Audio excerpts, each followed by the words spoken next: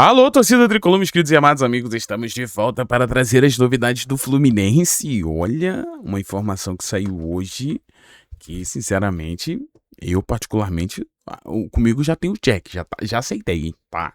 Também tem informação aqui, né, do Hora do Flu, a gente tá vendo aí uma movimentação, vamos te explicar tudo aqui nesse vídeo, como você sabe, então cola com a gente, já vamos começar com essa do Canóbio. Galera, segundo a apuração do nosso repórter Thiago Manolo, né, o Canóbio entrou no radar de um novo clube. É sobre isso que a gente vai trazer agora, presta atenção. Olha aí, pessoal, o que a gente conseguiu apurar é que o Canóbio passou a figurar no noticiário esportivo espanhol nos últimos dias, após ser seu nome associado aí ao Getafe, tá bom, gente? Então, o Getafe aí da Espanha. O clube disputa a La Liga. A informação surgiu inicialmente na imprensa espanhola, que apontou o Uruguai do Fluminense como um dos jogadores, tá, analisados aí pela diretoria madrilenha para a próxima temporada, né? Assim, a gente imaginou que isso ia acontecer, né, que Canóbio despertaria vários interesses pelo mundo, e o que a gente está vendo aí é em relação ao Getafe. Olha só, a apuração realizada pelo Hora do Flu, cenário encontrado indica que o interesse existe, ao menos no campo da observação e análise de mercado. Então, o que a gente conseguiu apurar é isso, que se tem o interesse do Getafe, né, ainda na parte da observação, tá bom? Então, até o momento, não há registros públicos de uma proposta oficial, negociações avançadas ou qualquer movimentação concreta envolvendo ali o Fluminense. Então, é mais um time que surge aí naquele campo de observação. Show? A possível investida faz sentido dentro do perfil de contratações buscado pelo Getafe, né, e principalmente pelo técnico José Bordalas, né, conhecido por montar equipes extremamente competitivas e intensas. Aí realmente faz todo sentido com o nosso querido Canóbio. O treinador espanhol valoriza jogadores com forte capacidade física, disciplina tática e participação ativa sem posse de bola. Cara, assim, basicamente a gente está descrevendo o Canóbio, né? Então faz todo sentido, né, o Getafe vir com esse interesse ali ao Canóbio. Só uma observação que eu tô falando, Getafe muito por causa do brasileiro, né? Seria o quê? Retafe? É isso?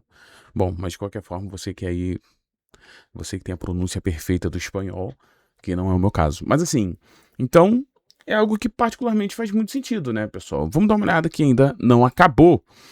Nesse contexto, Canóbio reúne características que costumam ser bem avaliadas pelo treinador. Além da velocidade, capacidade de atuar pelos lados do campo, o uruguaio se destaca com comprometimento defensivo.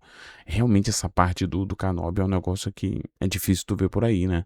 A intensidade na pressão, o adversário pela versatilidade para cumprir diferentes funções dentro do sistema de jogo, né?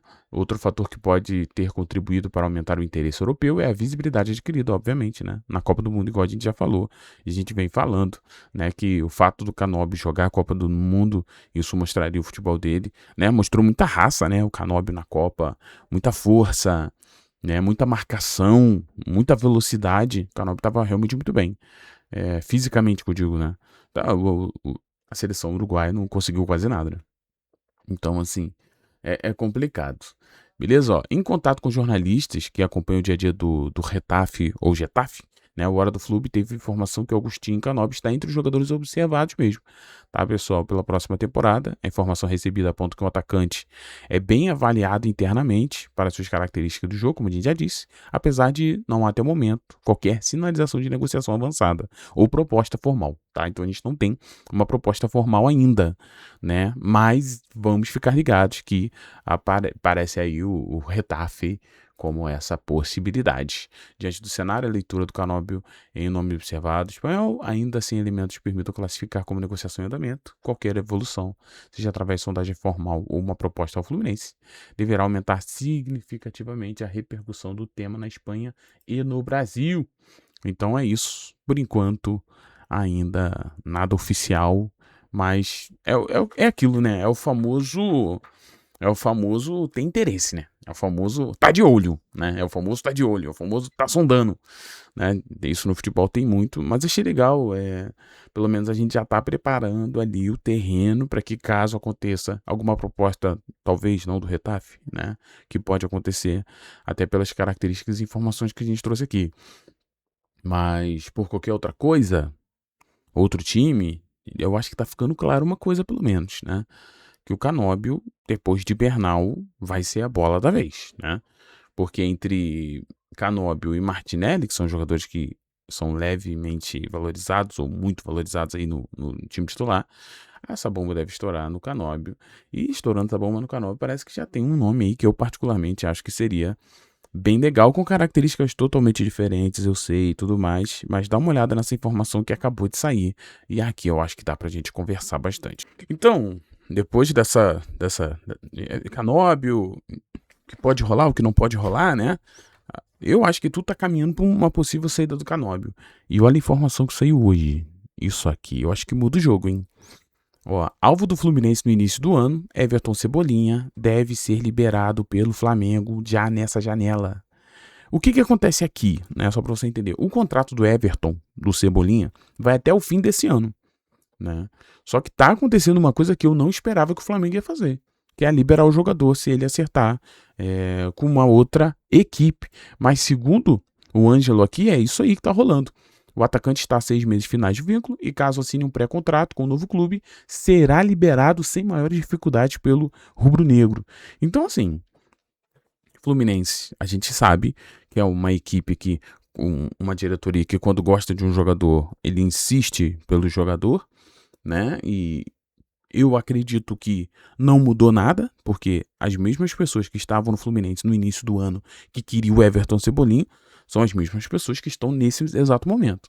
E naquele momento era mais difícil do que agora, porque agora você está pegando um Everton Cebolinha de graça. Por que, entre aspas? Porque tem que pagar salário, né? Com certeza vai ter luvas envolvidas, mas acaba sendo de graça. E com essas sondagens que estão acontecendo, com esses interesses ainda um pouco velados que estão rolando em relação a Canóbio, já começa a apontar que o Fluminense pode ter uma venda importante. Tendo uma venda importante, por que não ter um Everton Cebolinha ali para já substituir a venda do Canóbio, né? Que viria de graça, Fluminense ali pagando só salários. Será que isso não é uma boa? E aqui vem a minha pergunta para você. Você acha que Everton Cebolinha seria uma boa contratação no Fluminense? Bom, vamos dar uma olhada aqui. Primeiro de tudo, a gente tem que ver a idade, né? Idade. Primeira coisa, idade. 30 anos. E a pergunta que eu te faço, 30 anos, tu acha que é velho, que é novo? Eu particularmente acho que com 30 anos, o cara ainda joga pelo menos mais uns 2 anos de auge aí na posição dele, né? Que é a posição de ponta, é aquele cara de drible, o Cebolinha tem uma jogada muito característica, que ele dribla para o meio e chuta, e aí, meu amigo, é realmente difícil de pegar, é uma das especialidades do jogador, né? Então, assim, 30 anos com um jogador que precisa de uma velocidade, do drible, de ir para cima, eu acho que até uns 32 anos ele vai conseguir ter uma boa explosão. Depois, eu já não sei, né? Então, assim, eu acho que se o Fluminense quer pegar o Everton Cebolinha, o limite é agora. Para você ter o Cebolinha e ter mais uns 2 anos de Cebolinha ainda jogando bem, né? Depois dos 32, que é 33, 34, aí eu já acho que vai gastar muito dinheiro no jogador que talvez não vai render muito, tá? Lembrando que Everton Cebolinha no Flamengo é um Everton Cebolinha reserva, tá? Então os números que a gente vai ver aqui, tu tem que sempre pensar, cara, ele é reserva, né? Ele não é o titular da posição, ele não é o cara com 80 minutos por jogo, pelo contrário, né? Pelo contrário, ele tem poucos minutos. Mas olha só, vamos dar uma olhada aqui. Então, a gente, com esse contexto, a gente vem nessa temporada que está rolando agora. Ele atuou 22 jogos pelo Flamengo em 2026, com 3 gols e 1 assistência. Lembrando que ele é reserva. Então, ali, para 22 jogos, 4 participações diretas em gols, né? Se você dar uma olhada aqui, no Carioca, ele é o reserva que mais tem gol, né? Que mais fez gols no Carioca, porque quando ele entrava, ele fazia os seus gols. No ano de 2025... apesar dos 43 jogos, 4 gols e 4 assistências, parte da torcida do Flamengo já estava vendo com bons olhos uma permanência do Everton Cebolinha, porque quando ele entrava no segundo tempo, mantinha a qualidade do time do Flamengo e, cara, conseguia fazer muita coisa ali. Então, assim, é claro que quando você é reserva, você fica prejudicado, né? Você fica prejudicado. Mas no caso do Flamengo, você tem um reserva como Everton Cebolinha, quando ele entra, meu amigo, você tá entrando com um jogador de altíssimo nível, 100% de vigor ainda, né? Não desgastado com o jogo. Só que aquilo, cara, eu acho que o Everton Cebolinha cansou de ser reserva também. Porque chegou a rolar uns boatos que o Everton Cebolinha renovaria o seu contrato. Só que, cara, ele deve ter olhado e falado, cara, eu vou continuar sendo reserva aqui. E, pô, ele já tá com 30 anos, né? Então, assim, tá na hora dele ter um protagonismo. Protagonismo esse que eu acredito que no Fluminense ele teria. Everton Cebolinha pisou no Fluminense e ele é o melhor ponta. Ah, Thiago, você tá falando besteira. Tô não. Everton Cebolinha é melhor do que Soteldo. Everton Cebolinha é melhor do que Serna. Everton Cebolinha quem mais de ponta que tem aí que a gente pode contar? Cara, o Everton Cebolinha seria o melhor ponta do Fluminense. Isso a gente contando com a saída do Canóbio, que é algo que, como a gente vem mostrando, está mostrando ali uma saída do Canóbio. Então, eu sinceramente acho que seria muito bom. Te provando em relação aos números, dá uma olhada nesses reloginhos aqui em cima. Eu vou mostrar aqui pra você na tua tela. Tá vendo o que eu tô fazendo aqui, ó? Esse aqui são os minutos do Everton Cebolinha jogado nos últimos jogos do Flamengo. Aí tem aqui Flamengo e Coritiba, né? Everton Cebolinha jogou só 15. Aí tem contra o Cusco, Libertadores, jogou só 4 minutos, né? Contra o Atlético Paranaense, só 31, né? Contra o Vitória, 27. Então, assim, dá pra ver que o Everton Cebolinha não vem conseguindo, pessoal, ter bons minutos. E mesmo sem ter minutos, cara, ele conseguiu números.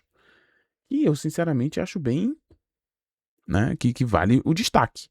Então a gente tem aqui, ó, ele entrando aos 75, aos 59, aos 63, né? Aí teve aqui, ele foi titular aqui, mas saiu no segundo tempo. Não, mas tu vê aqui, ó, 45 minutos, 5 minutos, 45 minutos, 13 minutos. Aqui ele jogou um pouquinho mais, né? 65 minutos, né? Aí aqui 68, 63, né? Mas assim, tu vê que não é titular. Tu vê que não é. Aqui, se tu reparar, quando ele foi utilizado por 65 minutos, você viu que aqui ele já um gol e uma assistência. E eu acho que é o que falta pro Everton Cebolinha, tá? Pra ele apresentar bons números, o que falta pro Everton Cebolinha é minutos. Dá minuto pra esse boneco aí, ele vai dar gol, ele vai fazer gol, ele vai dar assistência, ele vai fazer isso aí. Por quê? É um jogador que é qualificado. Então, assim, se essa informação do Ângelo for verdade, que quem fechar com o Everton Cebolinha o Flamengo deve liberar, talvez isso seja a grande oportunidade, ainda mais para um Fluminense, que precisaria ali de um ponta de muita qualidade. Lembrando que Boanga já é passado, tá, pessoal? Vejo muitos de vocês comentando, Thiago, mas tem um Boanga. Esquece Boanga, gente. O LA não quer liberar o Boanga. Não vai liberar o Boanga, pô.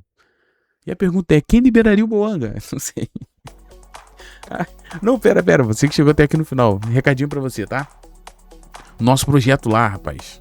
Olha só rapidinho, um novo projeto aqui do seu amigo, né? Eu tô mostrando isso aqui no final do vídeo, porque eu sei que quem chegou aqui é porque gosta de mim, né? Se gosta de mim, cara, tem outro canal pra tu me acompanhar, onde a gente vai falar do futebol de forma geral, e não só de futebol, de um monte de coisa, tá? Eu preciso disso, eu preciso de um projeto onde eu tenho também essa liberdade de falar sobre várias coisas. Eu acho que vai ser bem legal, é algo que eu tenho no meu coração há muito tempo. E agradecer aqui o pessoal que já tá curtindo, né? O pessoal que já tá chegando. Já chegamos lá a 41 inscritos, então faça parte dessa nova caminhada do seu amigo aí. Mas claro que Hora do Flu é o top, tá? Hora do Flu é o Hora do Flu, tá? Relaxa que a gente tá aqui fazendo trabalhos muito melhores e melhoraremos ainda mais o Hora do Flu. Mas o Thiago na linha também é um sonho que eu tenho, né? De fazer um conteúdo bem aberto ali. Lá ele, 1 milhão de vezes, Senhor. Tira isso, diretor. Beijo, gente. Valeu. Fiquem bem. A gente vai conversando sobre o nosso Flusão. Em breve a gente volta. Valeu.